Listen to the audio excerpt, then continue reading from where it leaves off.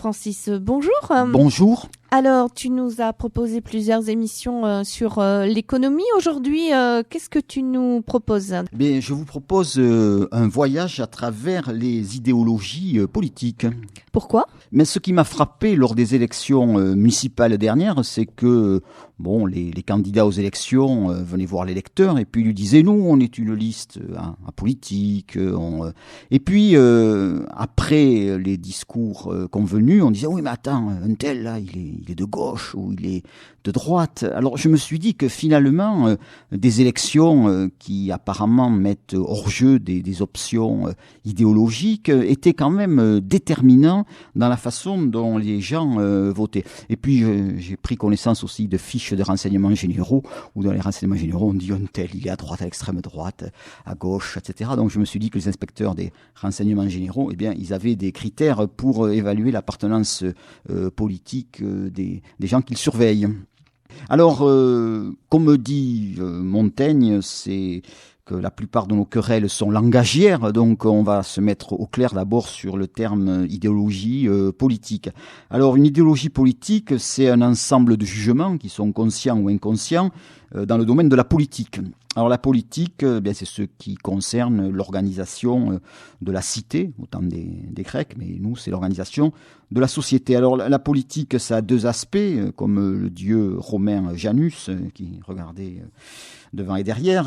D'abord, la politique, c'est une définition d'un bien commun. C'est-à-dire, on se dit, en politique, il faut définir des règles pour vivre ensemble. Et puis, deuxièmement, c'est une lutte pour le pouvoir politique qui est le pouvoir suprême. Alors il faut être clair sur le pouvoir. La société, c'est un tissu de pouvoir. Il y a le pouvoir au sein de la famille, de l'école, de l'hôpital, de l'entreprise. Mais le pouvoir politique a une caractéristique, c'est un pouvoir qui peut vous prendre de l'argent et puis vous envoyer tuer, vous faire tuer. C'est-à-dire que si quelqu'un dans la rue vient te voir et puis te dit « donnez-moi de l'argent », aucune raison que tu lui donnes, ou s'il te donne un fusil et puis il te dit tu vas tirer sur le type qui est en face, tu le feras pas. L'État, le pouvoir politique, il a cette possibilité-là, c'est-à-dire il a donc l'utilisation légitime de la violence. Voilà, donc la politique, ça se traduit par l'existence d'un État, et l'État, c'est ceux qui prélèvent des impôts, qui envoient les gens à la guerre. Donc un État, c'est un percepteur, plus un militaire, plus un gendarme, un juge et un gardien de prison. Voilà, donc ça c'est la définition du politique. Un jugement, puisque j'ai dit que c'est un ensemble de jugements, un jugement c'est l'affirmation d'un point de vue sur un fait, un personnage, un comportement, une norme, c'est-à-dire une règle, en termes de bien ou de mal. C'est-à-dire on dit telle chose c'est bien ou c'est mal. Donc c'est une expression d'une valeur. On dit ça c'est bien ou ça c'est mal. Et une idéologie politique, donc c'est un ensemble de valeurs, de choses dont on pense qu'elles sont bien ou mal, structurées, hiérarchisées. Alors je dis qu'elles sont structurées parce que ces valeurs forment système. Si tu penses un certain nombre de choses, un certain nombre de valeurs, forcément il y a d'autres valeurs qui en dérivent, et puis il y a des faits qui sont jugés comme positifs ou négatifs. Par exemple, si tu penses que l'homme est à 100% responsable de ce qu'il est, s'il commet un délit, enfin quelque chose de grave, tu te dis, je peux le condamner à la peine de mort, puisqu'il est entièrement responsable. Si tu penses qu'il n'est pas totalement responsable, tu seras a priori hostile à la peine de mort. Voilà, et donc les êtres humains, nous sommes des êtres de valeur, contrairement aux animaux. Le chat qui mange la souris ne se pose pas de problème savoir si c'est bien ou si c'est mal, il la mange. Je dis aussi que c'est des valeurs hiérarchisées dans la mesure où on a comme valeur par exemple la liberté et l'égalité. Ce sont deux valeurs, mais quelle est celle qu'on fait passer en premier ? Est-ce que c'est la liberté qui est plus importante que l'égalité, ou l'égalité plus importante que la liberté? Par exemple, la différence entre les socialistes et les communistes, c'est que les communistes, à l'époque de Staline, à l'époque de Lénine, faisaient passer l'égalité avant la liberté. C'est-à-dire qu'on disait, pour atteindre à l'égalité, il faut supprimer les libertés, on le fait. Alors que les courants socialistes étaient plutôt hostiles. Enfin, je termine en disant qu'une partie de notre idéologie, des idéologies politiques que l'on peut posées sont souvent inconscientes. Quels sont les rapports possibles entre les individus et les idéologies politiques ? Voilà, donc il y a des idéologies politiques et puis il y a des individus. Et quels sont les rapports qu'on a ? Alors on peut distinguer différentes positions. Alors il y a d'abord la politique, l'attitude d'indifférence. C'est les gens qui disent bon, la politique, ça ne m'intéresse pas. Bon, ils disent, par exemple, ils peuvent évoquer diverses raisons. Ils sont tous pourris. Je ne crois qu'à l'individu. Ou il faut se retirer de la vie politique, dans la vie religieuse, etc. Donc ça, c'est la position indifférente. Je n'ai aucun rapport avec l'idéologie. Alors, je voudrais faire 2 remarques. On a toujours, à moins d'être totalement autiste, un point de vue sur les problèmes de la vie et société. Pas forcément dans une idéologie fortement structurée, mais tout être humain a un point de vue sur des problèmes de société. Est-ce qu'il faut faire grève ou non? Est-ce qu'on est pour la peine de mort, oui ou non? Est-ce qu'on est pour la contraception, l'interruption volontaire de grossesse, etc. Donc je dirais que dans la société, on est embarqué. Je dis pas tout le temps, mais à un moment donné, dans la société, il faut prendre des positions, je dirais, de nature politique. Deuxième remarque, ne pas vouloir agir politiquement, c'est être conservateur par rapport au type de société dans laquelle on se trouve, puisque on se dit je ne veux pas agir sur la société. Alors évidemment, si on est dans une société fasciste, si on ne veut pas agir, c'est d'une certaine façon, on accepte la société fasciste. Mais si on est dans une société communiste, on acceptera la société communiste. Donc c'est un point de vue conservateur qui n'est pas forcément un point de vue de droite ou de gauche. Enfin, dans autre position vis-à-vis des idéologies politiques, il y a aussi l'impossibilité d'exprimer ces idées politiques. Si on est dans un régime totalitaire, dictatorial, ou si on est dans une situation économique telle qu'on passe son temps à essayer de trouver des ressources, on n'a pas trop le temps de se poser des questions de nature politique. Ensuite, il y a la position d'infidélité, c'est-à-dire qu'on change, on commence d'un côté, puis on finit de l'autre, ou alors on le fait aussi, alors ça c'est l'infidélité, je dirais, de caractère, mais aussi il y a l'opportunisme, c'est-à-dire il y a des gens qui sont à droite quand la droite est au pouvoir, et puis qui sont à gauche quand la gauche est au pouvoir. Il y a aussi l'éclectisme, c'est-à-dire là on prend des idées d'un côté, donc on construit son idéologie, on fait un bricolage, on prend des éléments d'un côté ou de l'autre, avec évidemment un risque d'incohérence, c'est-à-dire que on n'a pas une idéologie très structurée. Bon, ensuite, vis-à-vis des idéologies, il y a le sympathisant, celui qui dit je suis libéral, je suis socialiste, voilà, et qui est assez fidèle dans les votes. Puis il y a le militant, celui qui décide de s'engager dans une organisation. Et puis je dirais qu'il y a pour finir, le fanatique, c'est-à-dire celui qui est prêt à tuer ou à mourir pour une cause. Quelles sont les sources de ces attitudes? Oui, alors qu'est-ce qui fait qu'on adhère à telle ou telle idéologie politique? Alors, je dirais il y a probablement 4 facteurs essentiels. Il y a d'abord le déterminisme social. On est dans une famille, on est dans un milieu social. Donc, je sais pas si on est dans un milieu très conservateur, très catholique. Bon, a priori, on a une forte probabilité de voter à droite. Bon, il y a aussi l'histoire individuelle. Après tout, il peut y avoir un événement dans la vie qui détermine le comportement politique à venir, je sais pas, une humiliation ou une rencontre. Il y a aussi tout simplement l'intérêt, c'est-à-dire je conçoit que quelqu'un qui vit de revenus du patrimoine, qui est très riche, il aura tendance à penser que le système économique capitaliste, l'économie de marché, c'est très bien, et il votera pour des gens qui préservent ce système. Et puis enfin, je dirais, il y a le choix, la liberté des individus. On peut être élevé dans une famille très conservatrice et finir à gauche et inversement. Tout ça, ce rapport à l'idéologie politique, ça renvoie beaucoup, je le disais tout à l'heure, à l'inconscient et probablement, il me semble, le rapport au père. C'est-à-dire que si on a eu un père de gauche prestigieux, on aura du mal à le tuer. Et inversement, si on a eu un père de gauche particulièrement ignoble, peut-être qu'on passera à droite. Comment fait-on pour explorer les idéologies ? Voilà, oui, donc on part à la découverte d'un univers qui est celui des idéologies politiques. Alors quand on va quand on va l'explorer la Lune, il faut monter dans une fusée. Comment on fait pour explorer les idéologies politiques ? C'est facile, il suffit de prendre des livres, des revues, des articles, et puis on lit avec un stylo, et puis on note des marqueurs, ce qu'on va voir après, des marqueurs de gauche ou de droite. Voilà, donc il suffit de lire.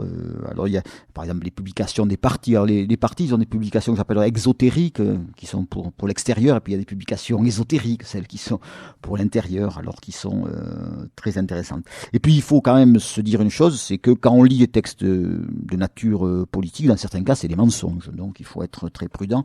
Il ne faut pas croire que ce qui est dit est la vérité.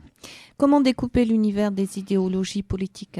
Alors, traditionnellement, on divise en droite-gauche. On dit il y a la droite et la gauche. Alors, cette distinction, elle est née pendant la Révolution française. Ceux qui étaient pour la monarchie se sont mis à droite, ceux qui étaient pour une monarchie absolue se sont mis à droite, ceux qui étaient pour une monarchie constitutionnelle et pour le changement, ils se sont mis à gauche. Alors, c'est une distinction universelle dans les représentations mentales. C'est-à-dire que si on va au fin fond du Tibet, il y a des gens qui disent oui, à gauche et à droite. Voilà, donc c'est un apport de la France à la culture universelle. C'est nous qui avons apporté la distinction droite-gauche. Alors, je propose un premier découpage. On peut faire un découpage en prenant uniquement une seule dimension, en disant il y a d'un côté les conservateurs, de l'autre côté les progressistes. Si on suppose qu'il y a un nombre limité de problèmes fondamentaux de l'existence humaine, auxquels les hommes de tous les temps ont dû trouver des solutions. Si on suppose que le nombre de solutions possibles est limité, et on peut supposer qu'on peut classer ces solutions de deux façons, soit d'une façon conservatrice, soit d'une façon progressiste. Alors bon, c'est une classification que l'on considère comme provisoirement satisfaisante. Pour être concret, voilà, par exemple, la nature humaine. Bon, est-ce que l'homme est bon ou est-ce qu'il est méchant? Si tu as une attitude pessimiste, dis on ne peut pas changer l'homme, il a toujours été comme ça, on n'y pourra rien, tu es conservateur. Si tu penses que bon, il y a possibilité de changer l'homme, tu as une attitude optimiste, tu te dis bon finalement on va réussir à le changer, tu as une position plutôt progressiste. Vis-à-vis de l'ordre, il y a un ordre dans la société, le conservateur dira cet ordre il a son fondement dans la nature, on ne peut pas le modifier, heureusement qu'il y a de l'ordre, sinon ça irait mal. Pour le progressiste, l'ordre humain est modifiable, on peut changer les choses. Dans le rapport entre le passé et l'avenir, le conservateur, il valorise le passé. Il dit avant c'était mieux, enfin il y avait une période où c'était l'âge d'or. Le progressiste, lui, dit non, le bien, c'est dans l'avenir, je suis optimiste. Ensuite, dans le contrôle de soi, le désir, les conservateurs sont plutôt pour les désirs, c'est dangereux, c'est du désordre, il faut les contrôler. Au contraire, les progressistes disent le contraire, le désir est source de progrès. Et puis, sur la responsabilité individuelle, le conservateur tend à penser que l'individu est totalement responsable de ce qu'il est en tant qu'individu, alors que les progressistes pensent que dans l'individu, il y a une responsabilité de la société. Donc, la société a, d'une certaine façon, créé les problèmes que connaît l'individu. Voilà, donc c'est une distinction, un découpage simpliste, mais sans doute qui permet d'avancer dans la réflexion.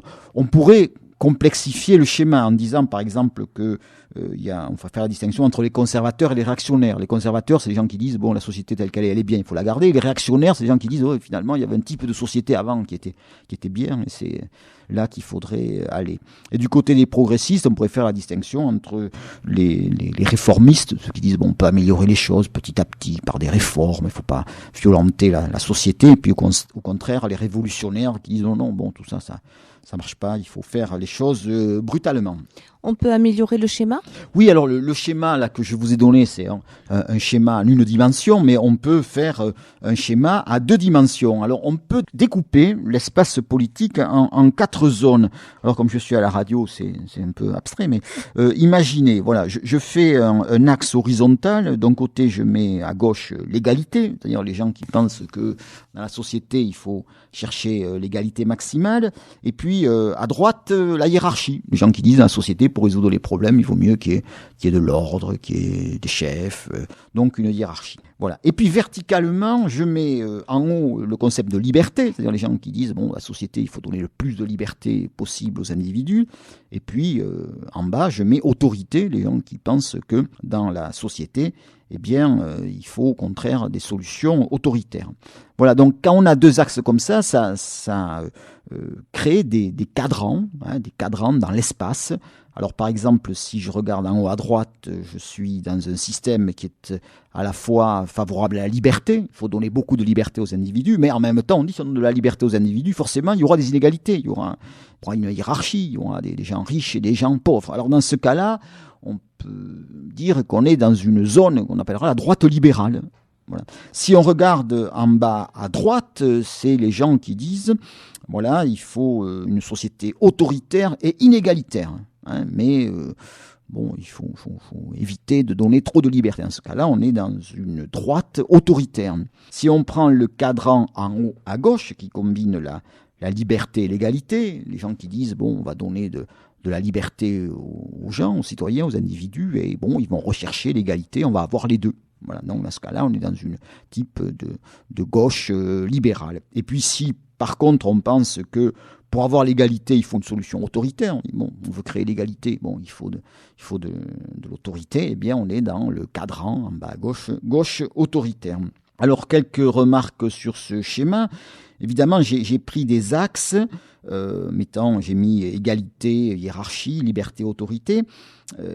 Vous notez que j'ai évité des notions qui seraient négatives ou positives. C'est-à-dire, si j'avais fait des axes en disant d'un côté il y a la vérité, de l'autre côté il y a le mensonge, ou si j'avais fait un axe en disant d'un côté il y a le courage, de l'autre côté il y a la lâcheté, évidemment, ça serait des axes qui fausserait l'analyse. Ça, c'est un peu ce qu'on trouve quand on lit les journaux de gauche ou de droite. Souvent, on donne à l'adversaire des défauts. On dit, par exemple, à droite, la gauche, elle est lâche. Et à gauche, on dit, mais la droite, elle est toujours mensongère. Voilà, donc j'ai essayé de trouver des axes les plus neutres possibles du point de vue des valeurs. Deuxièmement, cette représentation, c'est un modèle provisoire, c'est-à-dire que c'est un modèle au sens il y avait le sociologue Max Weber qui parlait d'idéal type, c'est-à-dire ce sont des positions idéologiques possibles, mais qui n'existe peut-être pas dans la réalité. C'est un peu comme l'avare de Molière. L'avare de Molière, il concentre tous les traits de l'avarice. Mais dans la réalité, on rencontre rarement un avare comme chez Molière. Mais il n'empêche que on reconnaît. Donc ça, c'est un peu pareil. C'est des possibilités. C'est un peu comme un monde platonicien, quoi. C'est les idées, le point de vue idéal. Ça existe peut-être pas dans la réalité, mais ça pourrait être. Voilà. Et en tout cas, ces zones que je distingue sont des marqueurs, c'est-à-dire qu'à partir de ces zones, on arrive à déterminer ce que sont concrètement les idéologies. Enfin, dernier point, on pourrait encore compliquer le schéma, c'est-à-dire on pourrait faire un troisième axe. Donc raisonner en 3 dimensions en disant par exemple on met d'un côté les gens qui sont favorables au productivisme, c'est-à-dire qui pensent qu'il faut produire beaucoup de richesses pour résoudre les problèmes, ceux qui au contraire pensent que c'est secondaire. Voilà. On pourrait faire aussi un troisième axe en mettant d'un côté les gens qui font confiance au marché pour répartir les richesses et ceux qui font confiance plutôt à la régulation étatique. Voilà, mais pour éviter la complexité, on va pas faire avec le troisième axe, mais c'est une possibilité. Dans ces zones, on peut distinguer ce que tu appelles des galaxies idéologiques ? Oui, c'est ça. Voilà, c'est-à-dire donc on a un espace à 2 dimensions et puis dans cet espace, il y a des galaxies qui se subdivisent en constellations, en systèmes de planètes et puis en planètes. Voilà, alors par exemple, il y a le fascisme, le libéralisme, le communisme, le gaullisme, etc. Donc ce sont des galaxies, des constellations qui se promènent dans l'espace donc que j'ai distingué. Avant de partir à la découverte, quelques remarques ? Oui, c'est ça. Avant de démarrer, d'explorer cet univers, je vais faire un certain nombre de remarques. Alors, évidemment, le premier problème, c'est comment on nomme les galaxies.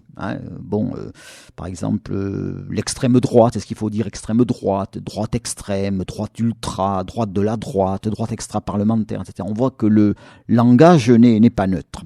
Bon, deuxièmement, ces galaxies ont des évolutions internes. Il ne faut pas se représenter ces constellations, ces galaxies comme quelque chose de fixe. Au contraire, ça évolue. Il y a des forces centripètes, des forces qui tendent à ce que la galaxie se renforce. Au contraire, des forces centrifuges qui la font éclater. Il y a aussi des frontières floues entre ces galaxies, entre un social-libéral et un libéral-social. Des fois, la distinction est un peu difficile à faire. Bon, il y a ensuite des ressemblances et des différences entre les galaxies. Si on prend par exemple la liberté, les socialistes et les libéraux sont sur du même côté. Mais si on prend l'égalité comme valeur, c'est plutôt les socialistes qui sont plutôt du côté des communistes.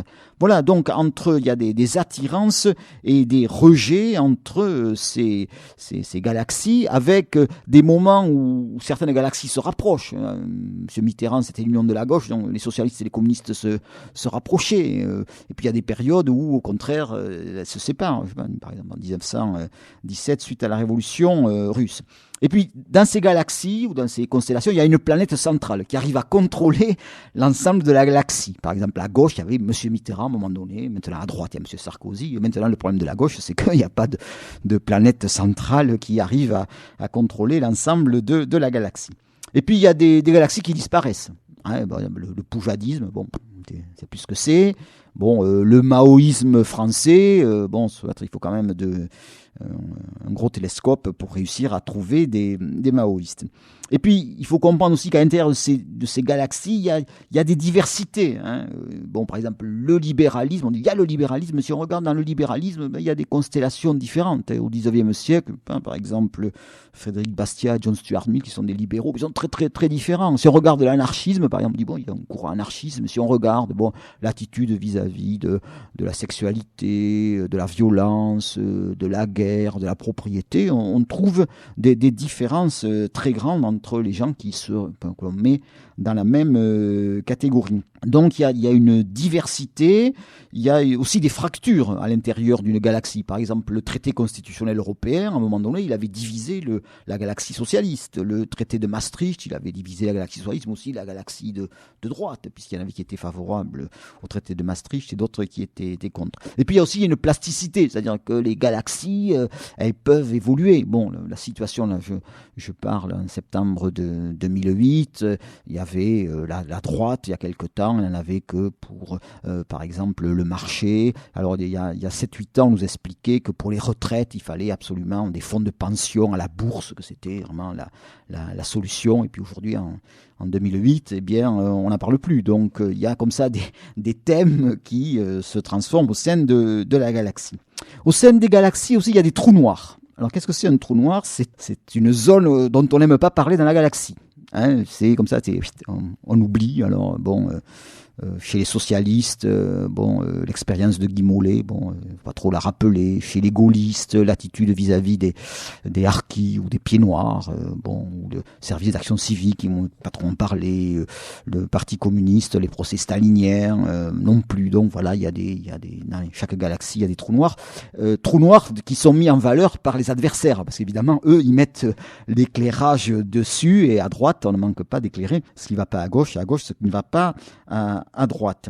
Dans cet espace, il y a aussi des objets qui traversent l'espace, qui passent de gauche à droite ou de droite à gauche. Par exemple, le nationalisme fin 18e, il est de gauche, fin 19e, il est de droite. Voilà, donc il y a des mouvements comme ça, donc, qui traversent l'espace.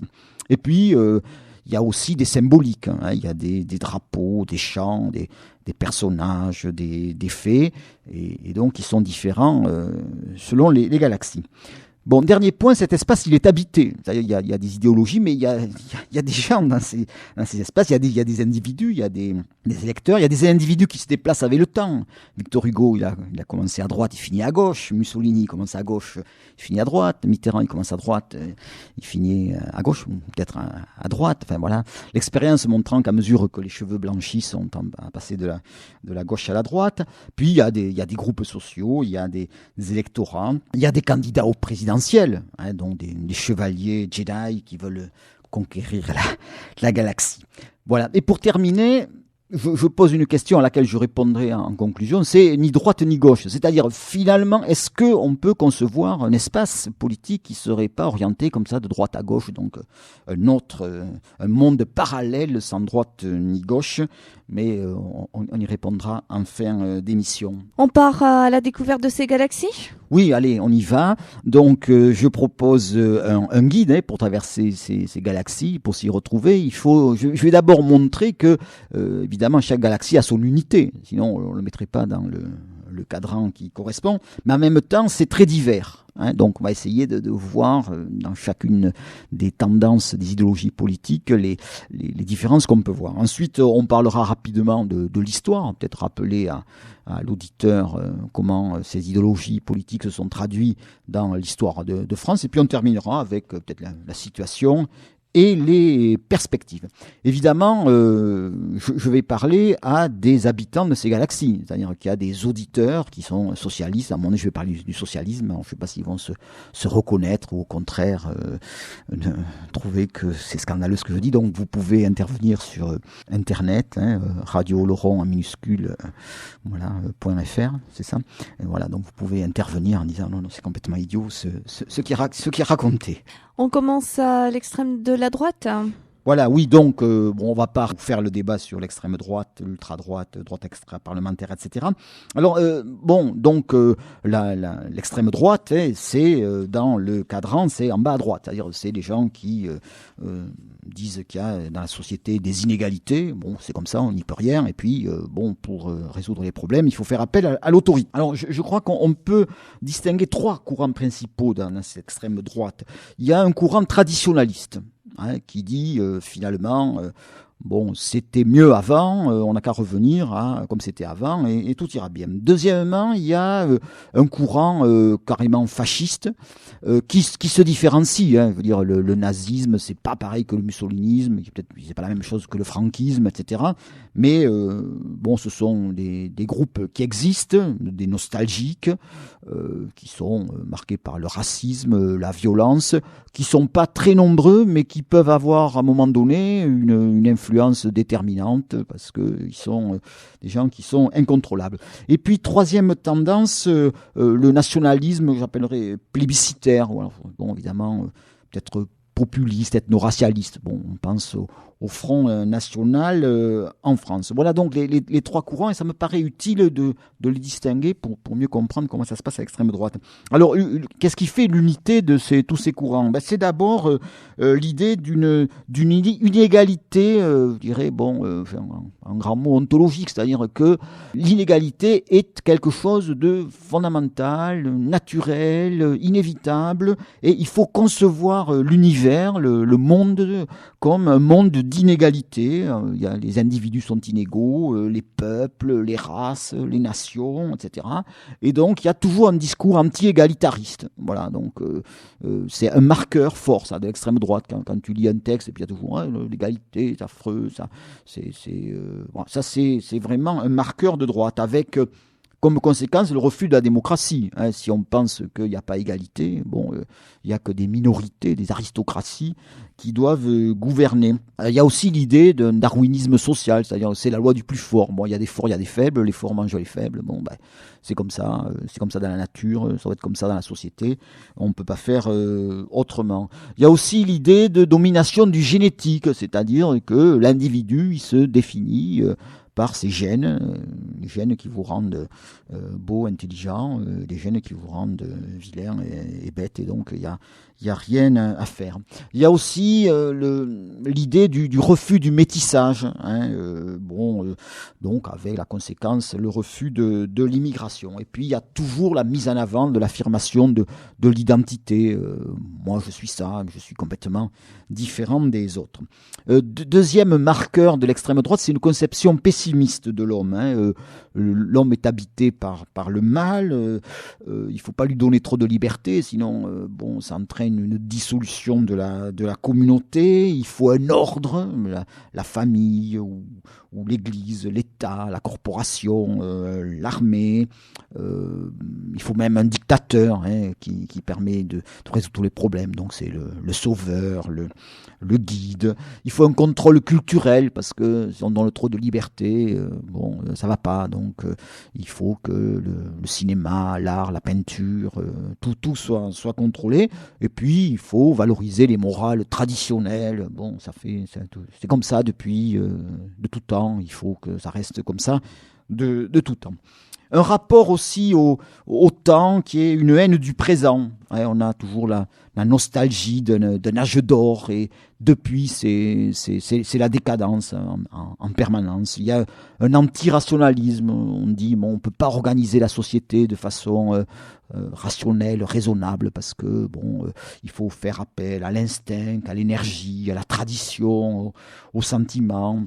Donc il faut un État souvent paternaliste, protectionniste, punitif. Et les ennemis, c'est la gauche évidemment, mais aussi la droite libérale qui est suspect de se prostituer avec la gauche. Voilà, alors les trous noirs de l'extrême droite, c'est évidemment l'antisémitisme, c'est les guerres coloniales, c'est le soutien aux dictatures au XXe siècle. Voilà, si je résumais, je dirais que l'extrême droite, c'est le refus des Lumières, c'est le refus de la pensée du XVIIIe siècle, et plus généralement, c'est l'opposition entre peut-être les sociétés Sparte contre Athènes. Sparte, c'est sociétés militaires, hiérarchisées, autoritaires, et puis en face, il y a Athènes fantasmé, mais où on discute, il y a culture, etc. Voilà, donc c'est une vieille opposition que l'on trouve dans l'histoire de la pensée.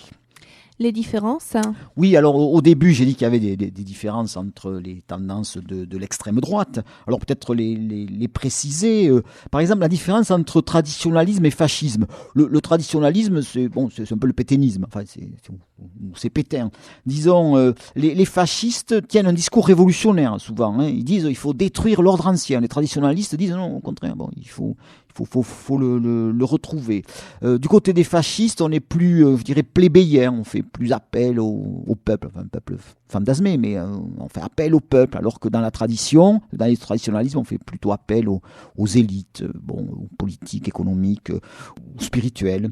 Il y a aussi le rapport à la violence. Dans le traditionnalisme, c'est pas tout à fait une valeur. Enfin, il faut être violent, on peut l'être, mais c'est pas quelque chose qu'on met en avant. Le rôle de l'État aussi n'est pas le même. Chez Pétain, il y a l'idée qu'il faut décentraliser les pouvoirs, qu'il y a des communautés, alors que dans le fascisme au sens strict, il y a au contraire un État très fort. Et puis il y a aussi une différence du point de vue de la religion. Le traditionnalisme est plutôt catholique, enfin en France chrétien, alors qu'il y a une tendance à l'extrême droite qu'on peut qualifier de païenne, qui dit que les malheurs de l'humanité viennent du judéo-christianisme, qui a introduit l'idée d'égalité, de charité. Donc il y a une tendance qu'on peut qualifier de païenne, qui sont assez fascinés par les religions celtiques. Enfin, quand on voit des croix celtes, des fois dans des écrits, il faut se dire souvent que c'est proche de l'extrême droite. Pas toujours, mais assez fréquemment. Autre différence, par exemple, entre le fascisme et le nationalisme plébiscitaire. Par exemple, on a traité Le Pen de fasciste, mais Le Pen, il a accepté. On dirait qu'il n'a pas été au pouvoir, mais avant d'arriver au pouvoir, il a accepté les institutions démocratiques. Il s'est inscrit dans le jeu démocratique. Puis il y a peut-être un rapport à la violence. On est peut-être une violence plus limitée, relativement, que le fascisme. En tout cas, au niveau de l'extrême droite, il y a une symbolique qui est différente. La symbolique, c'est les images qu'on met derrière le chef quand le chef parle à la tribune. Il faut lui mettre une image derrière. Alors bon, le fascisme, on connaît, il y a une symbolique forte avec la croix gammée, les faisceaux de Mussolini. Bon, alors que dans le traditionnalisme, on est plutôt du côté de la fleur de lys, Jeanne d'Arc, les guerres de Vendée, le drapeau blanc, voilà. Et le nationalisme, enfin le plébiscitaire, alors lui il peut par exemple utiliser le drapeau bleu, blanc, rouge, ou on peut même aller à Valmy, par exemple au Front National. Lors des dernières élections présidentielles, il y a eu un problème parce que il y avait Marine Le Pen qui disait on va aller manifester à Valmy. La République, le nationalisme, le drapeau bleu, blanc, rouge, il y avait toute une fraction du Front National qui disait non, on peut pas quand même aller à Valmy parce que ils ont guillotiné le roi, donc il y avait la tendance traditionnaliste qui freinait. Voilà, pour terminer l'historique, rappeler un peu l'extrême droite, ce qu'elle a été dans l'histoire de France. Au début du 19e, enfin fin 18e, début 19e, ça se caractérise par le refus de la révolution. On dit la révolution, c'est terrible. Enfin, la déclaration des droits de l'homme et du citoyen, c'est une horreur. Donc c'est le refus de la philosophie des Lumières, et les deux penseurs principaux, c'est de Bonald et de Maistre. Au 19e siècle, la droite extrême, elle est monarchiste, catholique, anti-moderniste et anti-démocrate. Fin 19e, il y a des courants racistes qui apparaissent, ou racialistes, avec Vacher de la Pouge, Gobineau. Il y a l'antisémitisme qui se développe avec Drummond, et puis le nationalisme avec Barrès, Desroulettes, et puis l'autoritarisme, enfin la tendance autoritariste avec le général Boulanger. Entre les deux guerres, l'influence, c'est Charles Maurras, l'Action française, qui est un courant très influent entre les deux guerres. C'est un courant anti-républicain qui souhaite la disparition de la gueuse. C'est évidemment anticommuniste, et une fascination pour le fascisme. On rappelle tous les intellectuels français qui ont été fascinés par le fascisme. Pendant la guerre, alors là il faut être honnête, il faut être prudent. L'extrême droite n'a pas été toute collaborationniste. Il y a eu une extrême droite nationaliste, résistante. Donc il ne faut pas se représenter la résistance comme il y avait une image d'Épinal, la gauche résistante et la droite et l'extrême droite collaborationniste. Ça ne s'est pas passé comme ça. L'après-guerre se caractérise par l'anticolonialisme, le colonialisme plutôt, la défense de la présence française dans les colonies, la tendance Algérie française, l'anticommunisme, le soutien au franquisme, et puis l'aboutissement de tout ça, c'est la présence de M. Le Pen au deuxième tour de l'élection présidentielle en 2002. Alors, aujourd'hui, où en est l'extrême droite ? Eh bien, le Front National, Monsieur Le Pen, parle de sa retraite. Alors est-ce que c'est sans doute Marine qui lui succédera ? Alors il y aura des transformations. Par exemple, en Italie, l'extrême droite avait fini, s'est transformé en parti de droite traditionnelle, ce qui se lancera de même en France. Il y a le traditionnalisme avec De Villiers, qui a toujours un peu de mal à percer électoralement. Aujourd'hui, l'extrême droite se caractérise souvent par le camouflage. Il y a des lois, donc ils savent toujours ne pas dépasser la ligne jaune. Enfin, pas toujours, mais ils savent bien qu'ils font des allusions. L'antisionisme, évidemment, c'est souvent de l'antisémitisme déguisé. C'est des positions anti-immigrationnistes, anti-Union européenne, anti-islamique. Et puis alors, du point de vue de la pensée, il y a une montée du différentialisme, c'est-à-dire que avec quelqu'un comme Alain de Benoît, qui dirige une revue qui s'appelle Éléments, on ne met plus l'accent sur les inégalités entre les individus, on met l'accent sur les différences, et donc l'identité. Et on dit l'identité, c'est un droit, c'est un devoir, mais c'est lié à un territoire. C'est-à-dire chacun chez soi, développant sa propre identité, mais en fin de compte, il n'y a pas d'inégalité de culture, il y a des différences. Donc je crois que c'est une transformation idéologique de l'extrême droite qu'il faut signaler parce qu'elle rend parfois les choses un peu confuses. On passe maintenant à la droite. Voilà, on passe à droite. Donc, dans la façon dont nous avions découpé l'espace, c'est en haut à droite, c'est-à-dire des gens qui pensent que il faut donner de la liberté aux individus, en particulier sur le plan économique, mais il y aura inévitablement des inégalités de la hiérarchie. Alors, cette droite, elle est diverse dans l'histoire. Alors, on va revenir sur les différences ensuite. Donc, moi, il me semble qu'on peut distinguer 4 courants principaux. Un courant, d'ailleurs, d'abord le gaullisme, le gaullisme, donc qui a été longtemps au pouvoir, la démocratie chrétienne, qui a été représentée après la guerre par le mouvement républicain populaire, dont on peut dire aujourd'hui que le MoDem est un surgeon. Ensuite, le courant libéral, et puis ensuite, moi je dirais un courant néoconservateur, dans lequel je classerai M. Bush, M. Berlusconi et M. Sarkozy. Alors, qu'est-ce qui fait que, les gens, quand même, ils sont différents, mais ils ont des choses en commun. Alors, d'abord, ce qu'ils ont en commun, c'est la propriété privée. C'est-à-dire que la propriété est une chose fondamentale qu'il faut respecter, développer, dans la lignée de la pensée de John Locke, qui dit que c'est une des garanties fondamentales de l'individu, c'est la propriété. Ensuite, ils sont favorables à une démocratie pluraliste, c'est-à-dire l'existence de plusieurs partis politiques qui ont la liberté de présenter des candidats aux élections dans un contexte de liberté d'opinion où chacun peut exprimer son opinion. Sur le plan de l'économie, ils sont favorables à l'économie de marché, avec ses conséquences, des inégalités qui sont, elles sont inévitables, elles sont justes parce qu'elles sont la récompense de l'initiative. Ils considèrent que l'entreprise est un lieu de collaboration. Il y a donc les patrons et les ouvriers qui doivent travailler tous ensemble.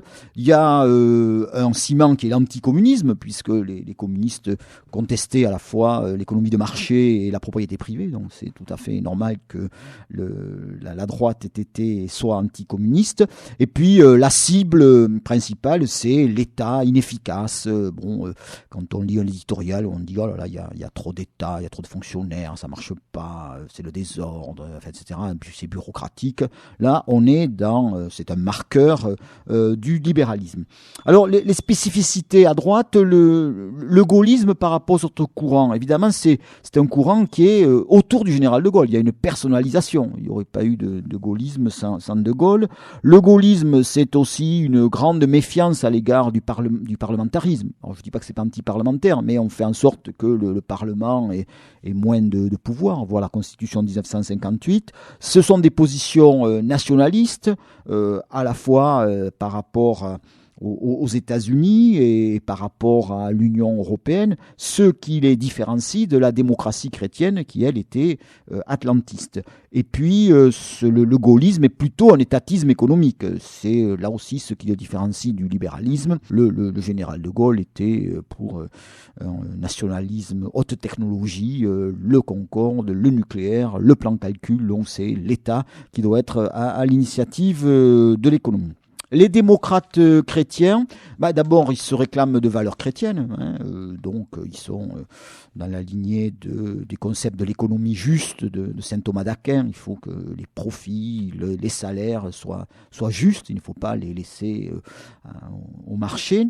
Ils sont aussi favorables à l'Europe, ce qui les différencie des gaullistes. Quand le général de Gaulle, dans une conférence de presse, dit il y en a qui sautent comme des cabris en disant l'Europe, là il visait les chrétiens démocrates. Et puis ils sont atlantistes.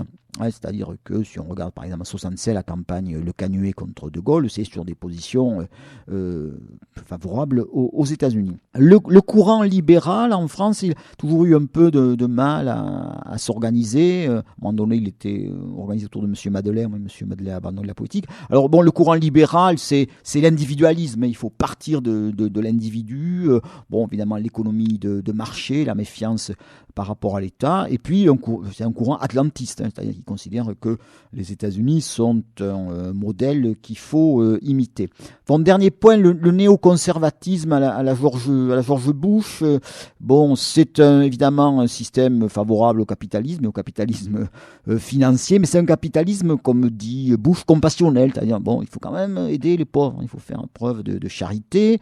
Tout ça autour d'un ordre moral, traditionnaliste, religieux, puisque la religion doit avoir un rôle très très important. Les œuvres sociales doivent être faites par la religion. Il faut savoir qu'après l'inondation de la Nouvelle-Orléans, Bush n'a pas aidé directement les gens de la Nouvelle-Orléans. Il a donné de l'argent aux églises, les églises étant chargées ensuite d'aider les gens. Donc la religion a un rôle central, comme dit M. Sarkozy. Le pasteur et le curé sont au-dessus de l'instituteur. Bon, il faut un État sécuritaire, hein, il faut des prisons, il faut remplir les prisons, il faut des contrôles, des fichiers. Et puis les médias, bon, ils sont théoriquement indépendants, mais on fait en sorte d'avoir des influences telles qu'ils sont contrôlées par les amis. Voilà, alors l'histoire de la droite, c'est à la fois au XIXe siècle une opposition aux conservateurs, c'est-à-dire que le courant de la droite libérale au XIXe siècle, il est contre les ultras de la droite, mais en même temps, il est opposé aux républicains. Hein, il préconise le suffrage censitaire, il est opposé évidemment aux socialistes. Par exemple, si on lit les textes de Tocqueville en 1848, on voit qu'il est vigoureusement opposé au courant socialiste de 1848. Alors, la droite, elle accepte le compromis avec la République, c'est-à-dire qu'au bout d'un certain temps, on finit par se rallier à la République, mais parce qu'on ne peut pas faire autrement. La séparation de l'Église et de l'État en 1905, on l'accepte. L'école laïque, le droit syndical, les évolutions morales, on les accepte, mais à contre-cœur.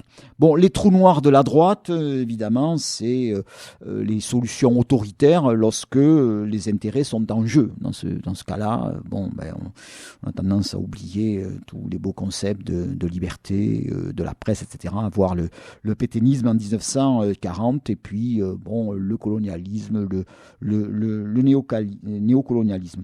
Au niveau de la symbolique, à droite, c'est variable. Hein, mais on a une symbolique quand même un peu faible, quoi. Même à l'extrême droite, on a des symboles forts. À droite, c'est un peu alors c'est souvent personnalisé, quoi. C'est-à-dire que dans un meeting gaulliste, il y avait la Croix de Lorraine, mais un meeting de Sarkozy, on voit Sarkozy, on voit la famille de Sarkozy, etc. Donc ils ont une symbolique un peu faible. Bon, la situation actuelle, en 2008. En septembre 2008, c'est l'hégémonie de Sarkozy. Hein, la planète centrale, Sarkozy a réussi à unifier. Donc ça dépendra de l'avenir du sarkozysme. Alors, où passera l'hégémonie après la disparition de Sarkozy? Je suis incapable de le dire. En tout cas, ce qu'il faut noter, c'est que la droite a quand même une plasticité de doctrine. Hein, c'est-à-dire qu'on s'adapte au réel. Hein. Je vous disais tout à l'heure, il y a 7 ans, les retraites, ça devait passer par les fonds de pension privés, et puis aujourd'hui on n'en parle plus. Vu la crise financière, donc on dit finalement l'État il joue. Donc il y a une plasticité. Je me dis que peut-être que la droite a encore des capacités à s'adapter au réel. Francis, si on passait maintenant à gauche. Oui, voilà, on va franchir donc le Rubicon et on va faire 2 parties à gauche. Je vais parler d'abord de la gauche parlementaire, c'est-à-dire du Parti socialiste, du Parti communiste, c'est-à-dire qui sont représentés depuis longtemps au Parlement, et puis de la gauche extra-parlementaire. Alors, puisqu'on parle de la gauche, c'est que comme on a fait pour la droite, il y a des choses en commun à gauche, et puis ensuite il y a des différences. Alors les points communs à gauche, ce qui justifie l'existence de l'union de la gauche, qui est un des grands mots d'ordre de la vie politique en France depuis longtemps. Alors la gauche, c'est le contraire de la droite, c'est-à-dire qu'il y a une égalité ontologique, c'est-à-dire que on pense que les individus, les nations, les peuples sont égaux. Alors ça ne veut pas dire qu'il faut que tout le monde soit au même niveau, ça veut dire que chaque fois qu'on prend une mesure qui va vers l'égalité, mais c'est considéré comme une bonne chose, puisque l'égalité est un objectif légitime et souhaitable. Ça fait que les individus sur la planète sont considérés comme d'abord des êtres humains. Donc il y a une universalité qui passe avant l'identité. Pour un homme de gauche, il y a d'abord un homme, et puis ensuite qui prend des formes concrètes. Il est français, musulman, etc., etc. Alors que pour la droite, c'est l'identité qui prime. Dès l'instant où on est pour l'égalité, on est aussi pour la démocratie la plus avancée, la plus grande possible. Ce qui fait que à gauche, on critique la démocratie telle qu'elle existe concrètement, en disant que finalement c'est une fausse démocratie qui est marquée par la domination des classes sociales privilégiées, qui manipule l'opinion par l'intermédiaire de la presse, des médias, et que finalement, dans la démocratie telle qu'elle est aujourd'hui, il y a une liberté, mais c'est une liberté abstraite. Anatole France disait, finalement, en démocratie, chacun est libre de dormir là où il veut, soit dans un palace, soit sous un pont.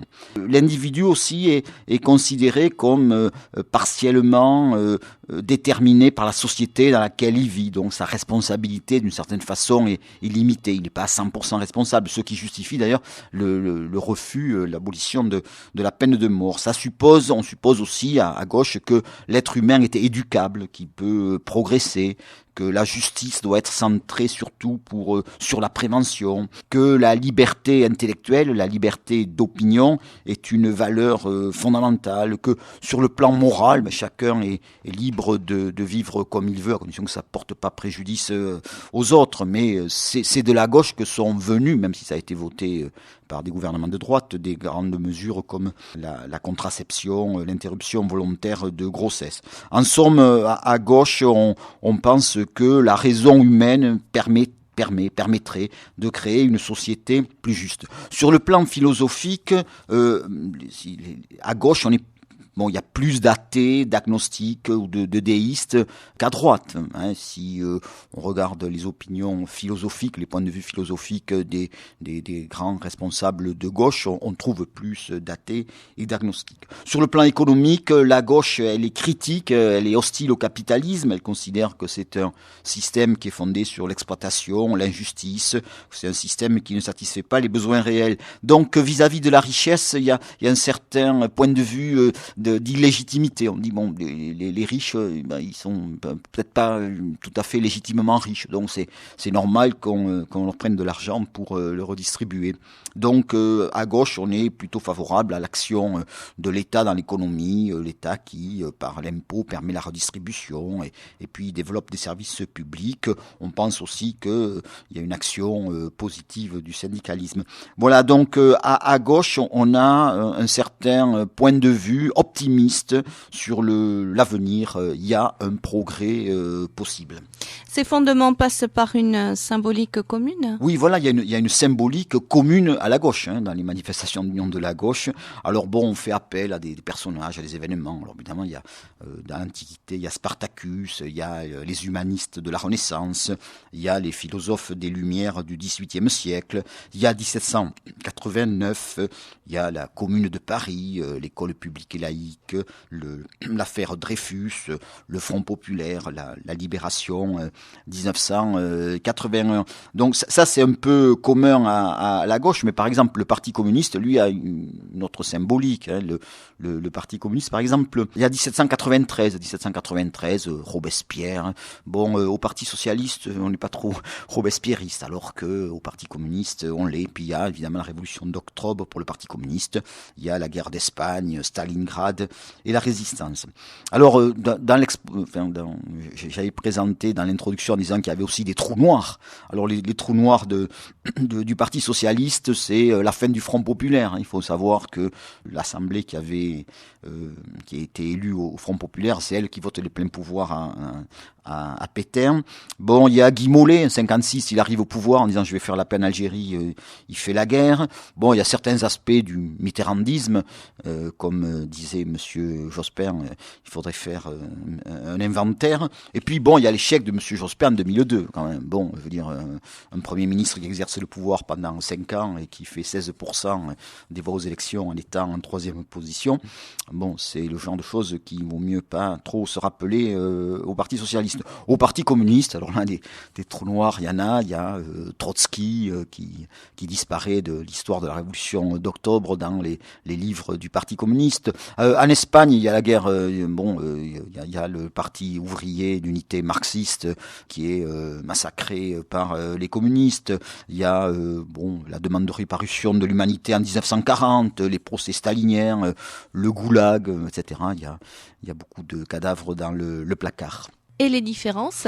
Alors oui, à gauche donc, dans la gauche parlementaire, il y a de côté les communistes et les socialistes.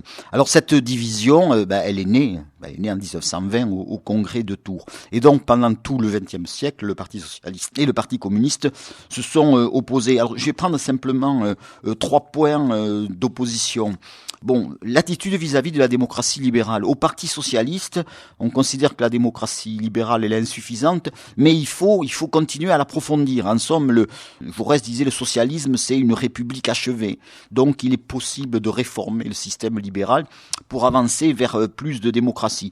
Chez les communistes, donc je parle des communistes avant 89, les communistes marxistes-léninistes, on considère que la démocratie libérale, c'est une dictature déguisée de la bourgeoisie, donc il faut briser cette démocratie, faire la révolution, et donc les réformes sont impossibles.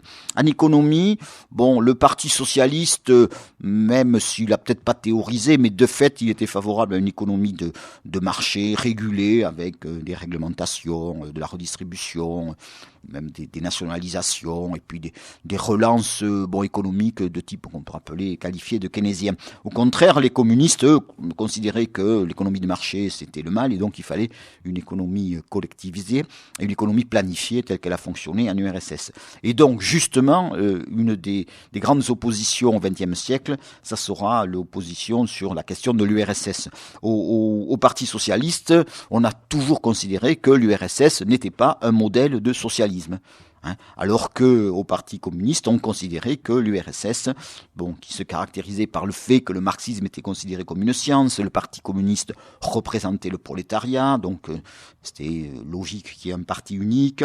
Le syndicat était une courroie de transmission, il y avait un contrôle culturel et politique très fort, avec des poteaux d'exécution pour ceux qui n'étaient pas d'accord, ou des cordes. Donc dans les années 30, 40, 50, le Parti communiste considère que l'URSS, c'est le paradis socialiste.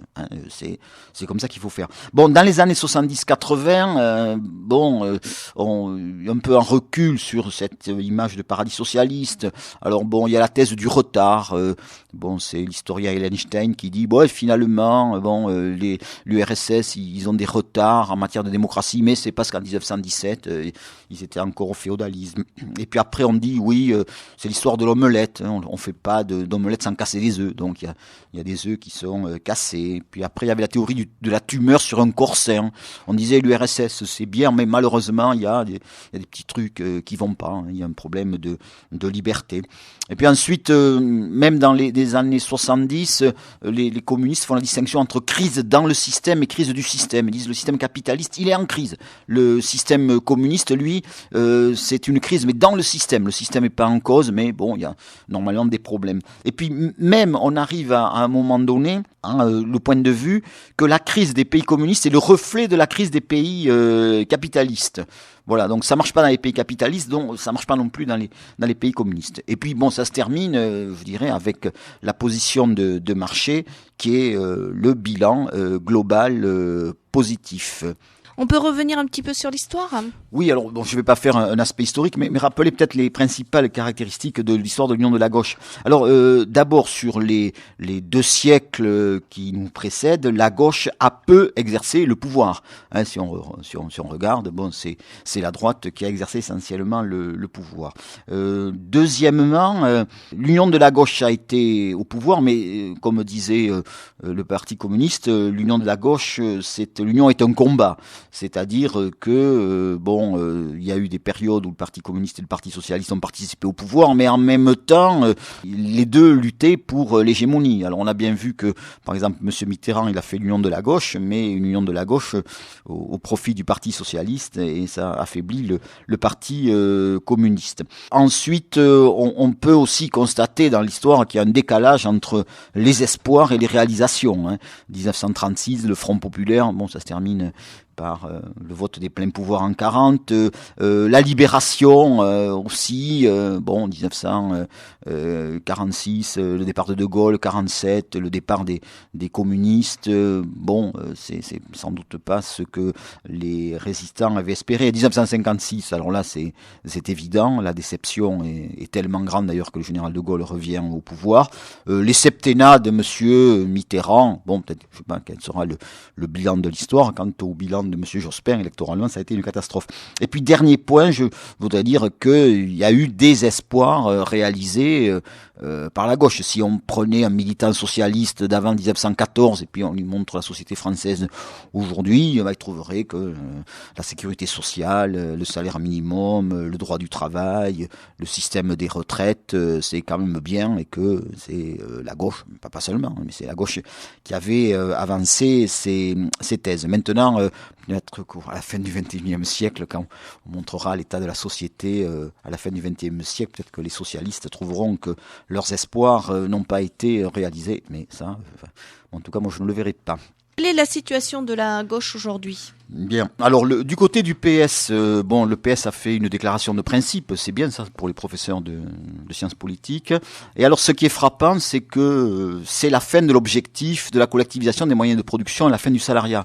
Ça, c'était dans la déclaration de principe. On disait toujours, il faut collectiviser l'ensemble des moyens de production. Mais ça a disparu. Et c'était le critère déterminant de la gauche au 19e et au 20e siècle. Et plus on était favorable à la collectivisation et plus on était à gauche. Donc l'objectif maintenant du PS, il est avoué. C'est une économie de marché régulée avec donc une réglementation, une redistribution et une limitation du marché. Alors les débats à l'intérieur du PS, indépendamment du fait qu'il y a des questions de personnes, le problème c'est de savoir à quel degré on veut une réglementation, à quel degré on veut une redistribution, à quel degré on veut limiter le marché. Et là, les réponses à l'intérieur du parti socialistes sont différentes.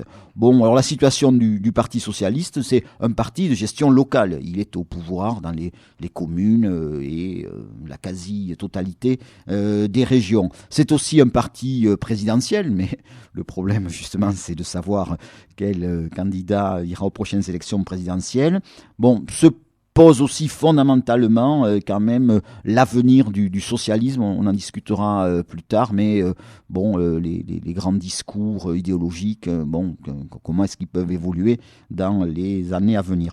Je dirais moi que le Parti socialiste, c'est en termes freudiens, c'est un moi socialiste, un ça libéral et un surmoi communiste ou trotskiste. Alors un moi socialiste, les socialistes, ils sont socialistes, sinon ils ne seraient pas, mais ils ont un ça libéral, c'est-à-dire qu'il y a toujours des idées libérales, et puis on l'a bien vu dans les périodes précédentes, là, depuis une vingtaine d'années. Ils prennent des mesures qui sont plutôt proches du libéralisme, mais en même temps, il y a un surmoi, alors qui était avant communiste, maintenant qui est plutôt trotskiste, Besancenot, qui dit « Ouh là là, c'est pas bien ce que vous faites, et faites attention, vous trahissez la gauche ». Je me souviens, dans un débat, il y avait Dominique Strauss-Kahn qui avait dit à Besancenot « Tu as raison, mais… » Voilà, donc ça résumait un peu ce surmoi d'extrême gauche. Quant au Parti communiste, les partis communistes sont encore au pouvoir dans le monde, c'est en Corée du Nord, en Cuba et en Chine. On ne peut pas dire que ce soit des modèles pour la société française aujourd'hui. Les partis communistes qui ont été au pouvoir, ils ont été exclus, soit par la violence, c'est le cas de Ceausescu en Roumanie, ou bien ils sont partis, comme Gorbatchev en URSS. Et ces partis communistes qui ont été exclus du pouvoir, soit ils ont éclaté, soit ils se sont transformés, souvent d'ailleurs en partis qui se réclament de la social-démocratie. J'ai un peu l'impression que le communisme, c'est une étoile éteinte, c'est-à-dire que ça continue à envoyer de la lumière, mais je suis pas sûr. Je pense que le marxisme, léninisme pur et dur à la Staline, je crois qu'il est mort. On continue plus à gauche. Voilà, donc on passe à la gauche extra-parlementaire. Alors, cette gauche extra-parlementaire, elle est composée de deux courants, un courant trotskiste et puis un courant que je qualifierais de libertaire égalitaire. Alors, cette extrême gauche, elle a des choses en commun. Et je dirais que les choses en commun, c'est les idées de gauche poussées à l'extrême. C'est-à-dire que tu prends les idées de gauche et puis tu les pousses. Voilà, bon, par exemple, la gauche est pour l'égalité, l'extrême gauche, elle est pour l'égalité absolue. Elle est même, bon, un certain nombre de courants disent qu'il faudrait que les gens soient tous payés au même niveau. La gauche, c'est l'idée qu'on peut améliorer l'homme, et il y a à l'extrême gauche l'idée de création d'un homme nouveau. C'est un discours qu'on retrouve chez Che Guevara, chez Mao Tse-tung. Voilà. La démocratie libérale, c'est pas bien. À l'extrême gauche, on trouve qu'il faut refuser radicalement la démocratie libérale. La démocratie est perçue comme un totalitarisme, et donc il faut construire une nouvelle démocratie qui est marquée par l'autogestion généralisée. Il faut une démocratie directe, il faut des assemblées générales souveraines, il faut des mandats impératifs, révocables, et puis il faut donc qu'il y ait une autogestion en matière d'entreprise, d'association, de lycée.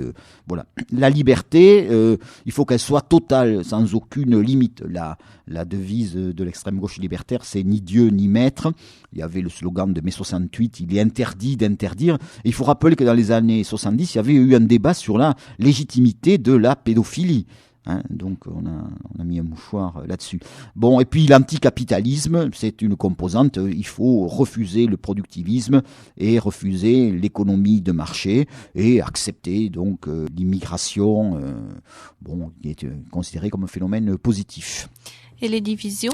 Alors les divisions, il y a une grande division. C'est la division entre les trotskistes d'un côté et puis l'extrême gauche libertaire égalitaire. Alors le trotskisme, c'est aujourd'hui Lutte ouvrière, la Ligue communiste révolutionnaire, le Parti des travailleurs, etc. Il y a beaucoup d'organisations chez les trotskistes. On raconte toujours l'histoire quand deux trotskistes se rencontrent, ils font un parti. Quand ils sont trois, ils font une scission. Ce qu'il faut dire, c'est que les trotskistes, les anciens trotskistes sont souvent très bien placés dans les partis de gauche parlementaire. On pourrait faire la liste de tous les trotskistes, ancien trotskiste, monsieur Jospin. On peut presque penser que le trotskisme est à gauche un substitut de l'École nationale d'administration. Alors le trotskisme, c'est un marxisme-léninisme anti-stalinien.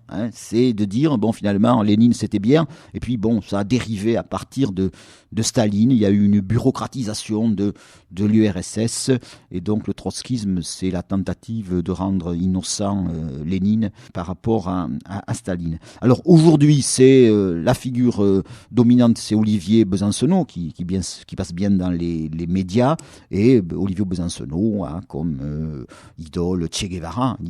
C'est le guévarisme, c'est le modèle, et puis ils soutiennent Hugo Chavez. Le deuxième courant, c'est l'extrême gauche libertaire égalitaire. Ça, c'est un vieux courant, c'est le courant que Marx qualifiait de socialiste utopiste au XIXe siècle. C'est Fourier, Proudhon, puis c'est le courant anarchiste du XIXe siècle, Bakounine, Kropotkin. Et c'est un courant qui a eu une influence politique importante, je pense, en Russie, en France, la Russie avec les socialistes révolutionnaires en 1917, en France sans doute un peu moins, et puis surtout en Espagne avec la Confédération nationale du travail qui était très influente lors de en Espagne en général, et puis lors de la guerre civile espagnole. Et ce courant se marque par une opposition au marxisme.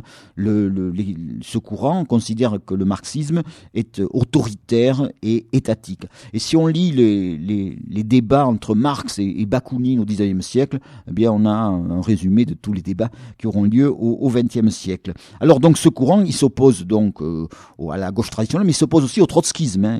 Les anarchistes considèrent que Trotsky était autoritaire, qu'il voulait militariser les syndicats. Et puis il y a l'affaire des marins de Kronstadt. Trotsky qui massacre les marins de Kronstadt qui se sont révoltés, alors que ça avait été eux qui avaient été à l'avant-garde de la révolution d'octobre.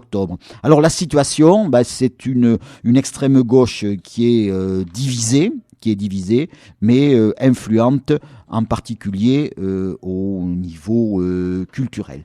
Voilà, donc j'ai fini de décrire les galaxies qui s'étaient dans l'espace politique tel que je l'avais présenté dans mon introduction. Tu vas donc répondre à la question, peut-on concevoir un univers politique en dehors du clivage gauche-droite ? Oui, voilà, donc c'était la question posée. Alors je vais répondre non. Voilà, il n'y a pas d'univers politique en dehors du clivage gauche-droite. Mais alors on peut me faire 2 objections. Alors la première objection, on peut me dire, il existe des positions politiques qui sont en dehors de ce champ. C'est-à-dire des positions politiques qui vont dire, nous, on est ailleurs, on n'est pas dans ce clivage. Et puis deuxième objection, il existe une position politique centriste possible, ça c'est le point de vue de Bayrou. Alors bon, je vais répondre à la première objection. Alors, il y a des courants qui disent, nous on est en dehors du courant gauche-droite. Alors bon, on va faire la liste, hein, l'écologisme, l'altermondialisme, le féminisme, etc. Alors je vais les prendre un par un. Alors, ma position, c'est de dire que chacune de ces idéologies traverse le spectre politique, au sens de spectre de l'arc-en-ciel. Alors je prends les écologistes, ou l'écologisme, qui est la thèse, c'est l'homme est en train de détruire la nature, donc il faut refuser le productivisme, il faut arrêter de vouloir à tout prix produire des richesses. Mais si on regarde l'écologisme, ils sont dans l'ensemble du spectre politique. À l'extrême gauche, il y a les gens tenant de la décroissance ou les alternatives, ceux qui vivent différemment et qui se réclament de la gauche de l'extrême gauche, dans la mesure où ils sont favorables à la liberté, à l'égalité. Mais il y a un écologisme de centre-gauche, des gens qui pensent qu'il faut réguler l'économie de marché et qui sont favorables à une alliance avec le socialisme. C'est les Verts, plus un certain nombre d'associatifs. Il y a une écologie au centre-droit, ceux qui pensent qu'on va faire pression sur les forces économiques dominantes pour leur faire prendre en compte les problèmes écologiques. C'est Henri Lepage, c'est Borloo. Moi, je pense que c'est les associatifs type Hulot, Artus Bertrand, bien que peut-être ils vont passer à gauche. En somme, il y a un capitalisme, je dirais aussi écologiste, genre Nature et Découverte, les magasins Nature et Découverte. Et puis, il y a une extrême droite écologiste, représentée par exemple par Alain de Benoît. Alors bon, avec les thèmes de retour à la terre, avant c'était bien parce qu'on respectait la nature, etc. C'est les courants, le retour à la terre cher au maréchal Pétain. Bon, si on prend l'altermondialisme représenté par le mouvement Attac, alors si on regarde les publications de Attac, on se rend compte qu'il y a des positions vraiment très néo-marxistes, mais en même temps des positions, je dirais, économiquement keynésiennes. C'est-à-dire, il faut une intervention de l'État, il faut contrôler le marché, il faut éviter que les marchés financiers prennent trop d'importance, une économie, donc des positions keynésiennes et mondialistes. Mais il y a aussi des positions proches du libéralisme, des gens qui disent, bon, on va réguler les activités économiques, on va réguler les activités économiques financières, on va contrôler les multinationales grâce au contre-pouvoir des ONG. Bon, si on prend le cas du régionalisme, type ETA ou le résistentialisme, par exemple, la résistance en France pendant l'occupation, Solidarnosc, ou le nationalisme algérien avec le FLN pendant la guerre d'Algérie, dans l'opposition, il y a unité, les gens sont d'accord, mais au pouvoir, la division gauche-droite réapparaît. Bon, il suffit de voir la résistance ou Solidarnosc. Bon, le féminisme. Alors, le féminisme, il y a des féministes qui disent non, on est ni à gauche ni à droite. Mais il y a un féminisme de gauche qui est favorable à l'égalité entre les hommes et les femmes, mais dans une société égalitaire où on irait de plus en plus vers l'égalité. Il y a aussi, me semble-t-il, un féminisme centre-gauche. Alors, c'est les gens qui sont favorables aux droits de la femme, qui sont favorables à l'égalité professionnelle, à la contraception, à l'interruption volontaire de grossesse, mais en même temps qui sont favorables à une économie de marché et qui laissent entendre que la femme a un devoir, c'est d'être sexuellement consommable grâce aux cosmétiques et aux vêtements, d'ailleurs surtout les sous-vêtements. Alors donc il faut que la femme soit l'égale de l'homme et qu'il soit en même temps consommatrice, qu'elle achète beaucoup de choses. Je pense que ça c'est bien représenté par la revue Elle. Et puis il y a une extrême droite féministe. Enfin, je veux dire, il y a aussi des gens qui pensent que la femme elle est pleinement épanouie en tant qu'épouse et mère. Donc il y a aussi un féminisme islamiste. Bon, autre courant, c'est le technocratisme. Les gens qui disent il n'y a pas de questions politiques, mais des questions de gestion, ou bien le pragmatisme. Bon, et bon ce qui marche, comme disait Tony Blair. Mais moi je pense que le technocratisme ou l'idéologisme, ce sont des idéologies de moyens, c'est-à-dire comment on va vers la réalisation de certains objectifs. Mais les objectifs, ils restent de gauche ou de droite. Il y a un technocratisme ou un pragmatisme de gauche et de droite. Il y a aussi les individualistes, ceux qui disent moi je suis pas de gauche ou de droite parce que je suis en dehors, je suis un individu comme ça. Mais l'individualisme, bon, c'est des gens qui sont réticents à un engagement trop marqué, qui sont critiques à l'égard de leur propre camp. Mais il y a un individualisme de gauche, type, je dirais, Sartre ou Camus, et puis il y a un individualisme de droite ou même d'extrême droite, type Céline. Donc se définir comme individualiste n'est pas suffisant. Et je termine avec les religions. Il y a des gens qui disent oui, mais moi je suis d'abord catholique ou musulman. Mais si je prends l'exemple du catholicisme, mais je pourrais prendre le protestantisme, le judaïsme ou l'islam, il y a des catholiques qui ont été et qui sont à l'extrême gauche. Bon, il y avait un guérillero qui s'appelait Camilo Torres qui était un prêtre. Il y a la revue Goliath. Il y a des catholiques à gauche. Jacques Delors, la revue Témoignage chrétien. Et puis, il y a des catholiques à droite. Donc, les catholiques se distribuent sur l'ensemble de l'arc politique. Ceci dit, les courants intégristes sont plutôt à droite. C'est-à-dire que si vous êtes pour le respect intégral de la religion, vous classez plutôt à droite. Je pense que s'il y a des auditeurs de l'Opus Dei, maintenant ils peuvent téléphoner, je pense qu'ils seront plutôt d'accord avec moi. Donc, à l'affirmation, il existe des positions hors de la division droite-gauche, je réponds non. Alors, ces positions traversent l'ensemble de l'arc politique. Alors, la réponse à la deuxième objection. Alors, la deuxième objection, c'est Bayrou. Il dit « je suis ni de gauche ni de droite puisque je suis au centre ». Alors, je dirais c'est une position philosophiquement tenable. C'est-à-dire, c'est une position, je qualifierais, d'aristotélicienne. C'est-à-dire, vous considérez que la combinaison liberté, égalité, égalité, liberté, inégalité, autorité, autorité, égalité sont impossibles. Donc, la position juste, c'est, je suis juste au milieu. Comme on disait en latin, in medio stat virtus, au milieu se tient la vertu. Alors, je dis philosophiquement, c'est tenable. Bon, sur le plan politique, si Bayrou gagne les présidentielles, et ensuite, si le MoDem gagne les législatives, le centre peut gouverner. Mais dans le fond, je pense que ce sera un centre droit et qu'il devra s'allier au centre gauche. Alors si on parle, comme en Allemagne, il y a un gouvernement centre gauche, centre droit, si on parle centre gauche et centre droit, c'est que la gauche et la droite, ça existe. C'est le moment de conclure. Je dirais deux choses. D'abord, comment caractériser les évolutions récentes rapidement et puis les paris sur l'avenir. Alors les évolutions récentes, depuis un certain nombre, une dizaine ou vingtaine d'années, il me semble qu'on peut les mettre en 4 parties. Une première partie, il me semble qu'il y a une réduction des tensions quand même globalement sur le plan politique. Je pense quand même que les manifestations du Front National aujourd'hui, c'est pas les manifestations d'Hitler en 1933, les manifestations de la Ligue communiste révolutionnaire, c'est pas les manifestations des bolcheviks en 1917. Deuxième caractéristique, il y a un déplacement en Europe du corps électoral vers la droite. C'est-à-dire que si on compare les résultats des élections, même à la fin des années 70 ou des années 80, ou fin des années 70, et puis les votes aujourd'hui au niveau européen, il y a manifestement un déplacement vers la droite qui est peut-être lié au fait que l'électorat tend à être de plus en plus âgé. Troisième caractéristique, il y a une crise des ismes. Alors, je crois que c'est la position de Régis Debray ou de Manuel Todd. Il dit finalement, avant, en France, il y avait le catholicisme qui était très fort. Le catholicisme a marqué l'histoire de France. Et en face du catholicisme, il y a eu les courants qu'on pourrait qualifier de laïcistes, dont les courants de gauche. Mais comme le catholicisme est entré en crise, les autres aussi ils sont entrés en crise. Et que finalement, le socialisme, quelle est la doctrine, l'avenir, le libéralisme aussi, la crise économique récente lui a fichu quand même un sacré coup sur la tête. Et puis dernier point sur la situation actuelle, ce qui est frappant, c'est l'impuissance du politique par rapport à l'économique. C'est-à-dire que quand une entreprise ferme à un endroit, que vous réclamiez du libéralisme, du socialisme, du communisme ou du trotskisme, l'entreprise, elle ferme et les gens sont à la rue.